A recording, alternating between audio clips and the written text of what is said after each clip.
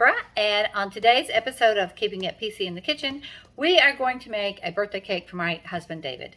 His birthday was a couple days ago, but we always have the cake and ice cream on the Sunday following the birthday, and that is today. So I am going to make a gluten-free chocolate cake. This is a brand that I have kind of fallen upon called Simple Truth Organic Gluten-Free Chocolate Cake Mix.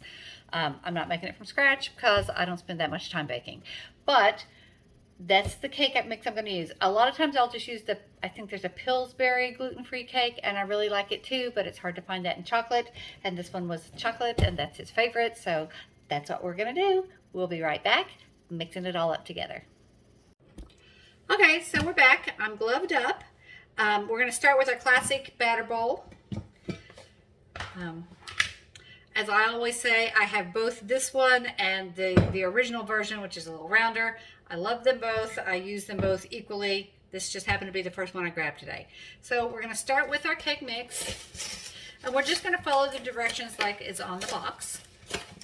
I'm going to put the cake mix in the batter bowl.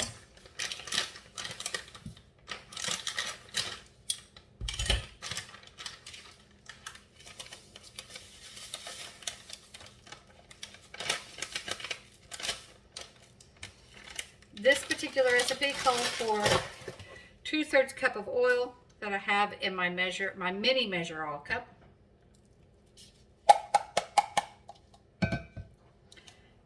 Two-thirds cup of lukewarm water and 2 eggs. Now I'm going to suggest to you that anytime you have to put eggs into something like this, crack them into a bowl first. This is the 1 cup prep bowl, but you can crack them in anything really, because if you got a gross egg and you don't really know what's inside the egg, you don't know what's inside the shell until you open it up, and if it's gross and you put it in there, then you've just ruined everything. So put it in your prep bowl first, make sure it looks good, make sure it smells right, and then put it in your batter or whatever it is you're going to use. Okay, the next thing we're going to do is just mix this back up. And, we're just going to mix it till it's moist on low. Then we're going to mix it the rest of the way for about 2 minutes. And then we're going to put it in the pan. We'll be right back.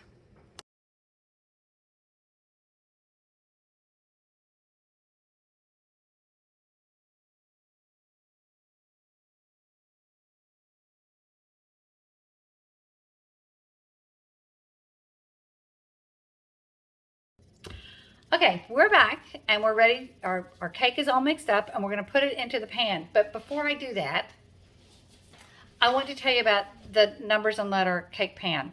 And I could have that wrong. It might be the letters and numbers cake pan, but however, which way it goes, you can make letters with it and you can make numbers with it. So it's really cool. And when you get it, it has a chart of all the letters. So you know how to place the little dividers in there. Big ones and little ones. You know how to put it into the pan to create the letter that you're wanting. Now, my husband's name is David, which is a pretty easy letter. So what we do for the D is we put the big one and the small one together, and that's going to make it look kind of like an O.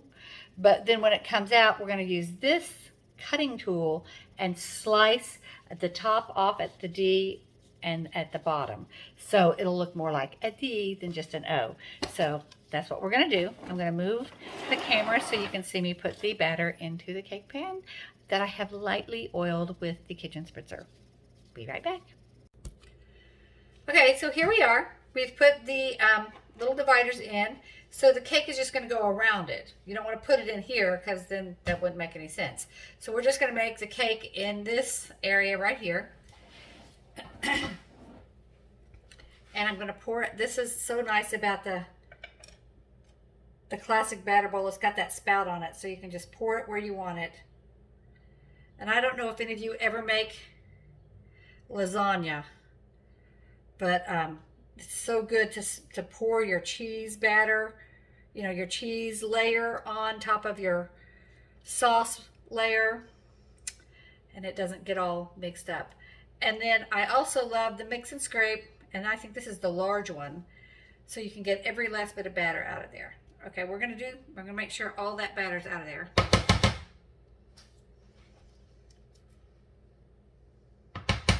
When I first got this pan, I was really worried that it would take more than one cake mix to do it, because the pan just looks huge. But when you think about it, those dividers in there keep it from being the whole pan. So it's not like you're making this the whole area of the pan. You've got areas that you're not actually putting batter in. So it all works out just splendidly.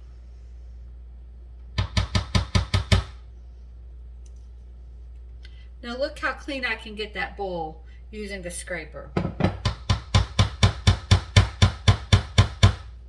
Now, always taught that you were supposed to kind of shake your pan down a little bit to get the air bubbles up, and I'm going to do that, but I'm going to do it lightly because I don't want to jostle it around so much that it goes in this area where there's not supposed to be cake. So we're just going to gently tap it, and I don't know if you can see this or not, but when you do that, little air bubbles come up,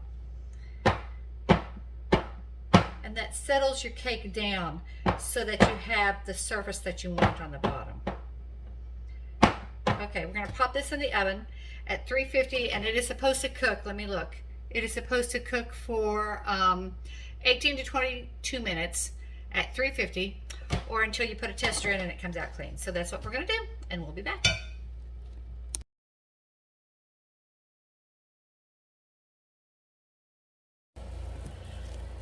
Okay, so I have inverted. I removed my cake from the cooling rack onto my pan, and now it just looks like a big O. So I'm going to cut off this corner and this corner with this little device right here. Now,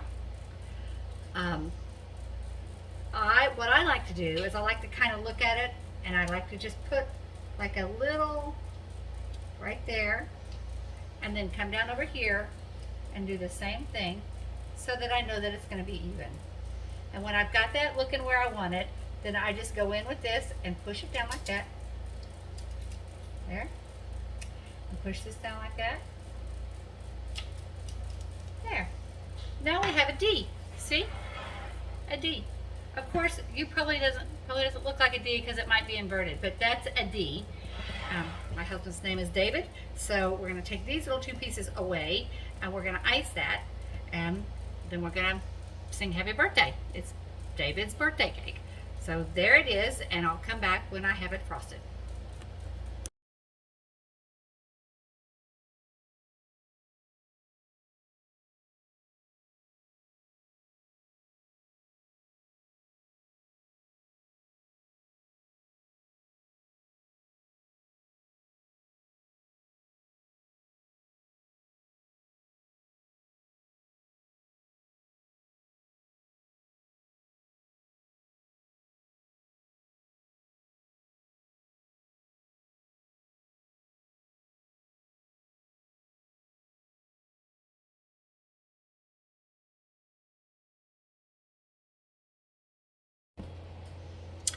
Okay, I've got the icing on the cake, and all I did was I just used the skinny scraper. I just put a base of icing around it, and then I scooped up some more and just kind of swirled it around.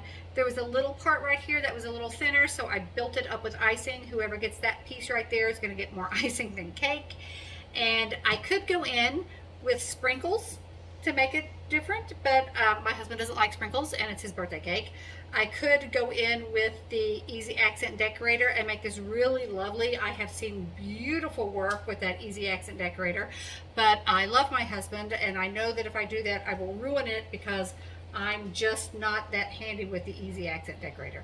So my decoration of choice is to just go in and swirl it around like this and make sure that all the cake is covered, and then we're just going to put some candles on it and have a birthday party with it. So so there it is, the numbers and letters cake pan, iced up in the most simplest fashion for those of us who aren't professional cake decorators. There you go. Then let me turn this around. There we are. That will do it for this episode of Keeping It PC in the Kitchen with Barbara. Today we demonstrated the numbers and letters cake pan. If there's any, I think I've done this before, but this is another one. So if there's anything that you would like me to demonstrate, if you just comment below, and if I have it, I'll show it. Also, don't forget to subscribe. Thanks. Bye-bye.